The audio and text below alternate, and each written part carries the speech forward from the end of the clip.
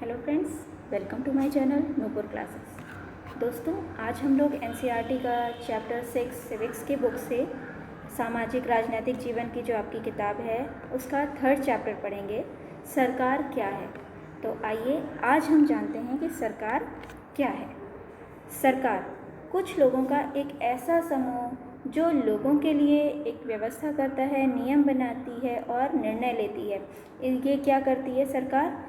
एक ऐसे लोगों का समूह होता है जो लोगों के लिए व्यवस्था करती है और कुछ नियम कानून बनाती है और कुछ विषयों पर वो स्वयं निर्णय लेती है। इन नियमों को अपने देश में रहने वाले लोगों पर वो लागू करती है।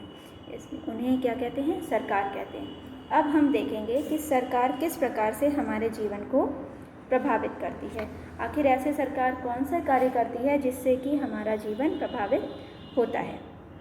तो इसमें हम देखेंगे कि सबसे पहला पॉइंट जो है कि सरकार देश की सीमाओं की रक्षा करती है तथा दूसरे देशों से शांतिपूर्ण संबंध स्थापित करने का काम करती है सरकार। फिर दूसरा पॉइंट है देश के लोगों को जन सुविधाएं जैसे परिवहन, शिक्षा, स्वास्थ्य आदि उपलब्ध कराना सरकार का ही काम होता है। इसी के साथ 3rd पॉइंट है देश में लोक कल्याणकारी सूचनाएं लागू करना। सरकार देश में जितनी भी लोक कल्याण के काम होते हैं और ये भी ध्यान रखती है कि इस लोगों का किस तरीके से उनका अच्छा शहरीकरण हो सके, उनको सुख सुविधाएं प्राप्त हो सके, इस तरीके की शिक्षा अच्छी प्राप्त कर सके और स्वास्थ्य अच्छा हो सभी लोगों का, इस तरीके की कल्याणकारी सूचनाएं लागू करती है सरकार। फिर चौथा पॉइंट है विपदा के समय पीड़ित लोगों को सहायता पहुंचाना भी सरकार का काम होता है। फिर 5वां पॉइंट है देश में शांति तथा कानून व्यवस्था को लागू करना सरकार का काम होता है। अब जब इतने सारे काम हमने सरकार के जान लिए हैं तो अब हमें ये सोचना है कि सरकार इतने सारे काम कैसे करती होगी। तो इसके लिए हम जानेंगे कि सरकार के स्तर। आप सबको यह पता चल गया है कि सरकार इतने सारे कार्यों के लिए जिम्मेदार है। सरकार अपनी जिम्मेदारियों के निर्वहन के लिए इंतजाम कैसे करती होगी? दरअसल सरकार अलग अलग स्तरों पर कार्य करती है। सरकार ज़रूरी क्यों है? पहले हम ये जानेंगे कि सरकार ज़रूरी क्यों है। निर्णय लेने और काम करवाने के लिए सरकार की आवश्यकता होती है।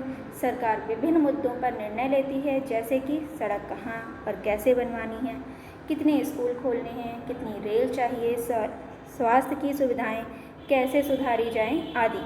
सरकार को कई सामाजिक मुद्दों पर निर्णय लेना होता है। जैसे एक उदाहरण अगर हम लेंगे तो उदाहरण के लिए देखेंगे कि सरकार गरीबों की मदद से कार्यक्रम बनाती है। जब दो गुटों के बीच झगड़ा होता है तो सरकार को कुछ निर्णय लेना होता है। सरकार को देश की सीमा की सुरक्षा करनी पड़ती है। इसे अपने देश के जो पड़ोसी हैं, मतलब किसी भी देश के जो पड़ोसी हैं, उनसे मधुर संबंध बनाने का काम भी सरकार का होता है।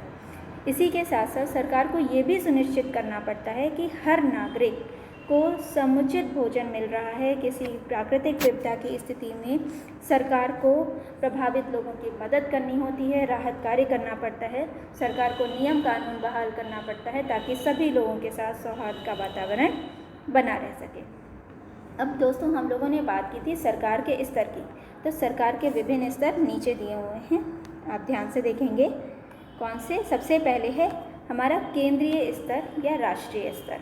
हम इसको कहेंगे, यहाँ पे ध्यान से सुनेंगे कि यह सरकार का सबसे शीर्ष स्तर है। केंद्र सरकार का काम है कि राष्ट्रीय हितों की देखभाल करे और प्रधानमंत्री केंद्र सरकार का मुखिया होता है। केंद्र सरकार देश की राजधानी नई दिल्ली से काम करती है। इसी के साथ अब हम चलेंगे राज्य स्तर पे। राज्य स्तर, हर राज्य की अपनी सरकार होती है। मुख्यमंत्री राज्य सरकार का मुखिया होता है। राज्य के अधीन रहने वाले मुद्दों की देखभाल राज्य सरकार करती है। अब जिला स्तर और गांव स्तर, ये हमारा स्थानीय स्तर में आ जाता है। आप इसको ध्यान से सुनिए कि जिला स्तर पर सरकार चलाने का काम जिन अधिकारियों के हाथ में होता है, इन अधिकारियों को लोक सेवक क्या कहते हैं? सिविल सर्वेंट कहते हैं। सरकारी अधिकारी का काम करता है, विभिन्न कार्यक्रमों पर अमल करना इन्हीं का काम होता है। अब गांव स्तर, गांव के स्तर पर सरकार का मुखिया कौन होता है? सरपंच। गांव के स्तर की सरकार को ग्राम पंचायत के कहते हैं। ग्राम पंचायत के बारे में आप लोगों ने सुना भी होगा। इनका काम है स्थानीय महत्व के मुद्दों की देखभाल करना। केंद्र सरकार को राष्ट्रीय सरकार कहते हैं, जबकि अन्य स्तर की सरकारों को स्थानीय सरकार कहते हैं।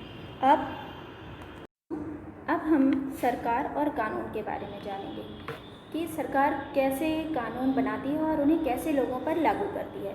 नियमों को लागू करके ही कोई भी सरकार काम करती है। उदाहरण के लिए सरकार ने ट्रैफिक सुचारू करने के लिए कुछ नियम बनाए हैं। आप सभी को पता है कि ट्रैफिक के क्या रूल्स होते हैं और कैसे गवर्नमेंट इनको अप्लाई कराने के लिए क्या क्या नियम बनाती है। अगर आप हेलमेट नहीं लगाते तो आपका चालान कटता है।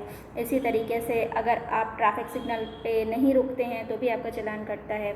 आपके पास गाड़ी के पेपर्स नहीं है तो आपका चालान कटता है। तो ये सारे कानून बनाती है सरकार। अब इसके आगे क्या है, ध्यान से देखिए। इन नियमों से ये संभव हो पाता है कि कोई भी व्यक्ति आराम से सड़क का इस्तेमाल कर सकता है। ऐसा करने से उसे ना तो किसी से परेशानी होती है और ना ही वो किसी को इस तरीके से परेशान करते हैं, क्योंकि जब हम नियम से चलते हैं और नियम का पालन करते हैं तो इससे हम दूसरों के लिए भी बाधक नहीं बनते और स्वयं भी हम बाधा में नहीं पड़ते हैं। इसी के आगे हम देखेंगे, यदि किसी को लगता है कि देश के कानून का सही तरीके से पालन नहीं हो रहा है तो वो अपनी शिकायत को कोर्ट तक ले जा सकता है। कोर्ट उस केस की सुनवाई करती है और देश के कानून के अनुसार अपना फैसला देती है। कोर्ट के फैसले के बाद सरकारी अधिकारियों को यह सुनिश्चित करना होता है कि कानून का पालन सही ढंग से हो। ठीक है। इसके आगे हम देखेंगे कि सरकार के प्रकार। सरकार दो प्रकार की होती है, पहला राजतंत्र और दूसरा प्रजातंत्र, जिसको हम लोकतंत्र के नाम से भी जानते हैं। राजतंत्र क्या है कि राजतंत्र जो है, जब सरकार का मुखिया राजा होता है तो ऐसी सरकार को हम क्या कहते हैं? राजतंत्र कहते हैं। राजा के पास असीम शक्तियाँ होती हैं। सत्ता एक राजा से दूसरे राजा के हाथ में वंशानुगत तरीके से जाती है। जैसे कि मतलब कोई राजा है तो उसका बेटा ही राजा बनता है, उसकी पुत्री है तो वो ही रानी बनती है, राजा बनती है, इस तरीके से होता है। इसका मतलब यह है कि राजा का बेटा या बेटी ही अगला राजा या रानी बनते हैं। इस प्रकार की सरकार के चयन में लोगों की कोई भी भूमिका नहीं होती है। और दोस्तों, आज के समय में भी कुछ देशों में राजतंत्र है, जैसे कि भूटान और सऊदी अरब। अब हम प्रजातंत्र की बात करेंगे। प्रजातंत्र क्या है? प्रजातंत्र को हम लोकतंत्र के नाम से भी जानते हैं।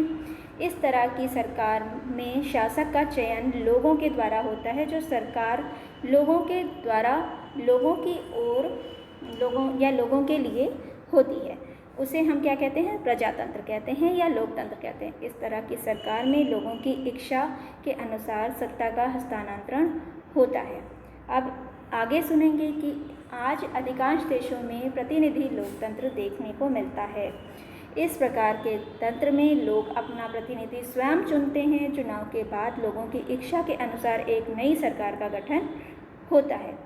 इसे समझने के लिए भारत में केंद्र सरकार के गठन को समझने की कोशिश करते हैं। हम एक उदाहरण लेंगे अपने भारत का। देखिए, भारत में हर 5 साल पर एक नई सरकार को चुनने के लिए आम चुनाव होते हैं।